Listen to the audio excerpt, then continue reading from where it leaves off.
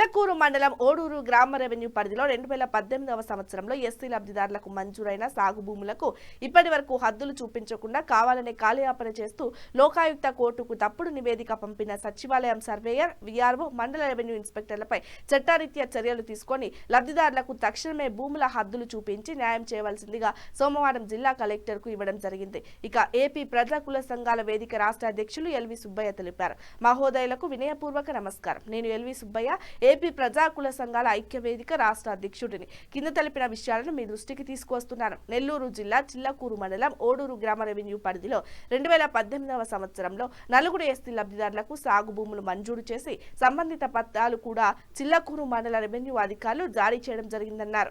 అదేవిధంగా అడంగల్ మరియు ఇతర రెవెన్యూ రికార్డులలో కూడా లబ్ధిదారుల పేర్లు నమోదై ఉన్నాయి. అయితే 2018 నుంచి నేటి వరకు చిల్లకూరు మండల సర్వేయర్, ఓడూరు గ్రామ పంచాయతీ సచివాలయం సర్వేయర్, సంబంధిత వీఆర్ఓ భూములకు పూర్తి స్థాయి హద్దులు చూపించలేదన్నారు. జిల్లా కలెక్టర్ లబ్ధిదారులకు మంజూరైన భూములకు మండల సర్వేయర్ ద్వారా తక్షణమే పూర్తి స్థాయి హద్దులు చూపించాలి. అక్రమంగా ఆక్రమించిన కబ్జాదారులను భూముల నుండి తొలగించి పోలీసుల సమక్షంలో లబ్ధిదారులకు రక్షణ కల్పించాలి. పూర్తిగా హద్దులు చూపించి న్యాయం చేయాలి.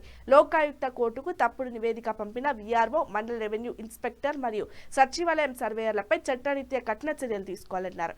అధికారుల నిర్లక్ష్యం వల్ల లబ్ధిదారులకు జరిగిన నష్టానికి బాధ్యత నిర్ధారించాలన్నారు. కానీ మాకు ఏంటంటే మా భూమి కాడికి కానికుండానే వాళ్ళు కార్లు, ఆటోలు, స్కూటర్లు వేసుకునేది అడ్డం వచ్చేసేది. మమ్మల్ని అసలు భూమి కాడికే బానికుండా ఆ రకంతో చేస్తున్నారు సార్. మమ్మల్ని వాళ్ళు ఎక్కువ తింటున్నారు. మధ్యలో మాకు ఈ సారు ఏదో సహాయం చేస్తాడని ఎవరు రిపోర్ట్ చెప్పారు. మేము సార్ని పడుతున్నాము. మాకు మా సహాయం చేయమని కలెక్టర్ గారిని కోరుతున్నాం సార్. కార్లు బెదిరించింది ఎవరు? వాళ్ళు అంటే ఎవరు? మా భూములు అడిగించుండేవాళ్ళు.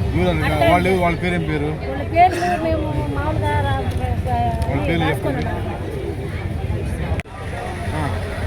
నా పేరు ఎల్వి సుబ్బయ్య, ఏపీ ప్రజా సంఘ స్టేట్ తీసుకుని గూడూరు ఉండేది.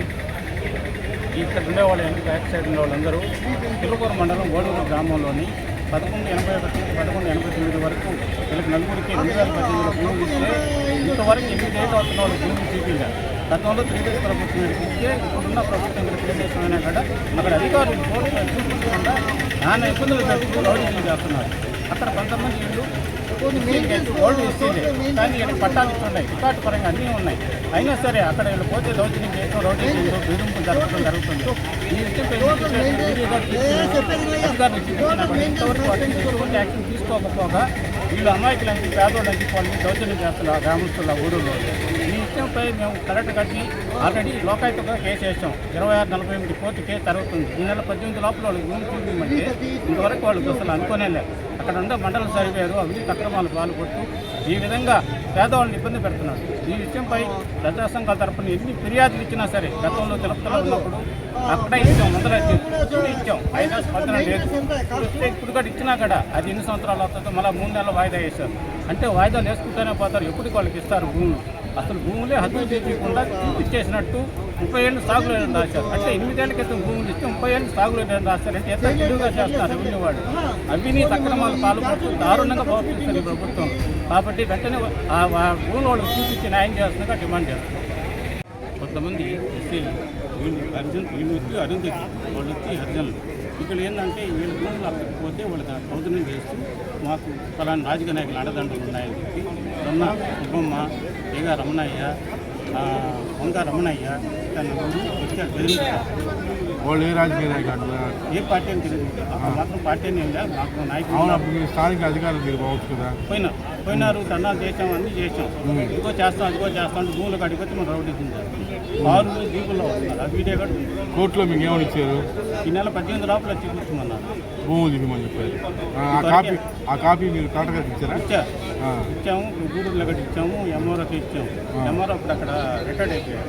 తర్వాత గూడూరు గూడూరు ఆఫీసు అదిగా తెలియదు. ఎలా అంటే జిల్లా మారిన తర్వాత అసలు ఆర్డీఓ గారు నెల నుంచి ఎప్పుడో ఫంక్షన్కి వస్తారు అంటే వెళ్తున్నారు. అవి గూడూరు అంటే ఆర్డీఓ పనితీరు బాగాలేదంట. లేదు, అసలు ఎవరు అది లేదు. ఆర్డీఓ పరిస్థితి కాదు.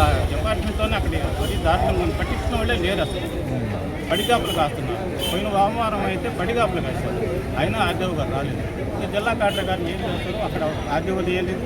తర్వాత చిలకూరు మండలంలో ఎంఆర్ఓని ఇంతవరకు నియమించలేదు. ఇన్ఛార్జి పాలనతోనే పెరిగిపోతుంది.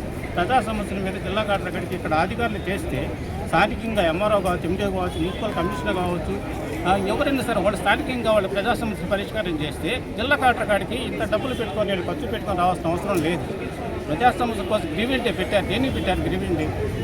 ప్రజా సమస్యలు పరిష్కరించేవాడు కోసం ఉదయం స్థాయికాల దాకా పడిగాపులు కాదు ఇది చేస్తే ఆ అర్జీలు కింద స్థాయి అధికారులకు పోతే వీళ్ళని బెదిరిస్తారు. ఎవరిని బెదిరిస్తున్నారు? కలెక్టర్ చేస్తాడు పో, సీఎం చేస్తాడు పో అంటున్నారు.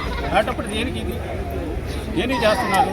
ప్రజా సమస్య పెట్టి ఇంత గ్రీవెంట్ పెట్టి ఇంత జనాలు పెట్టి ఇంత కాపులా చేసి ఏం లాభం? అది సమస్య పరిష్కారం కానప్పుడు దేనికి సమస్యలు? అసలు గ్రీవెంట్ ఎత్తేయమంటున్నాను. ఎత్తేయినప్పుడు దేనికి? ఎత్తేయండి. ఆ మండలం గట్ట ఎత్తేసేయండి. అసలు గూడూరు నేను నియోజకవర్గం 5 ఉన్నది 3 చేశారు. అది కూడా పోయింది.